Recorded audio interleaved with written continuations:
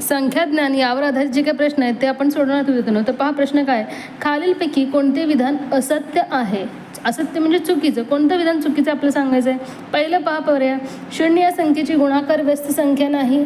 तर पहा, शून्य या संख्येची गुणाकार व्यस्त संख्या असू शकत नाही, म्हणून हे विधान सत्य आहे. शून्यची विरुद्ध संख्या शून्य आहे. हो, बरोबर आहे, हे विधान सत्य आहे. शून्य ही सर्वात मोठी ऋण पूर्णांक संख्या आहे. तर पहा, ऋण आहे का शून्य? नाही, ऋण संख्यापेक्षा शून्य ही मोठी असते, म्हणजे हेच विधान इथं असत्य आहे. शून्य ही पूर्ण संख्या आहे, हे विधान तर अगदी बरोबर आहे. कारण 1 पासून जे काही आपण मोजणारी संख्या असतात त्यांना आपण नैसर्गिक संख्या म्हणतो, आणि यामध्ये जर आपण शून्य ॲड केलं तरच ते पूर्ण संख्या बनतं, म्हणजे शून्य ही देखील पूर्ण संख्या आहे. हे विधान सत्य आहे.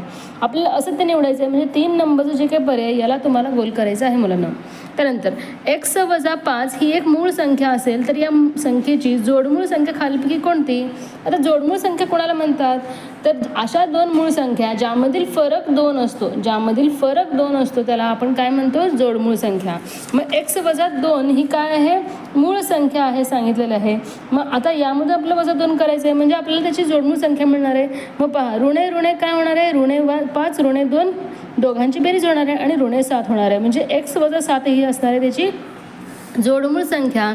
पहा, 2 नंबरचा पर्याय इथे बरोबर असणार आहे. आणि यातील फरक विद्यार्थ्यांनो -2 येणार आहे, कारण आपल्याला वजा करताना मोठ्यामधून छोटी वजा करायची आणि वजाबाकी केल्यानंतर उत्तर 2 येतं. हे तुम्ही करून पाहू शकता. त्यानंतर 0.03 पहा, आवर्ती संख्या दर्शवला आहे आपल्याला. 0.09 आवर्ती आहे. मग आता यांची बेरीज आपल्याला करायचं आहे. याचाच अर्थ 3 हे 2 वेळा रिपीट होणार आहे, म्हणजे 3 हे रिपीट होतं असं त्याचा अर्थ असतं. हे जे काही लहान रेषा असते त्याचा अर्थ आवर्ती. मग 0.9 आपण 2 वेळा घेऊन इथे बेरीज करूयात, कारण ते रिपीट होणार आहे. मग 9, 10, 11, 12, 2 हातचा 1, 12 आणि 13, 3 हातचा 1, दशांश चिन्हाच्या ठिकाणी दशांश चिन्ह 1, म्हणजे 1.3 हे असणार आहे याचं उत्तर. कारण पुढची संख्या 2 आहे, 1.3 आपल्याला घ्यायचं आहे विद्यार्थ्यांनो. 1.2 म्हणता येणार नाही, 1.3 बरोबर आहे. अशा आवर्ती होणार नाही किंवा 3 इथे आवर्ती होणार नाही, म्हणून आपल्याला 2 नंबरच्याच पर्यायाला गोल करायचं आहे मुलांनो. तर हे सगळ्या बारीक सारीक गोष्टी आपण शिकताना व्यवस्थित समजून घेतलं तर आपल्याला हे कळणार आहे.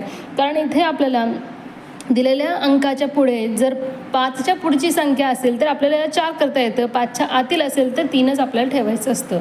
आणि हे आवर्ती असल्यामुळे इथे आपण 3, 9, 3, 9 असं घेऊन बेरीज केलं तरी उत्तर हे असंच येणार आहे. त्यानंतर पाहता पुढील प्रश्न, एका संख्या रेषेवर m व n हे 2 बिंदूमधील अंतर p आहे. जर m या बिंदूचा निर्देशांक -5 आहे तर n चे निर्देशांक किती असं विचारलं आहे. मग अंतर दिलेलं आहे. मग पहा, m चा जो काही निर्देशांक -5 आहे आणि अंतर p दिलेलं आहे, वजा आपल्याला करायचं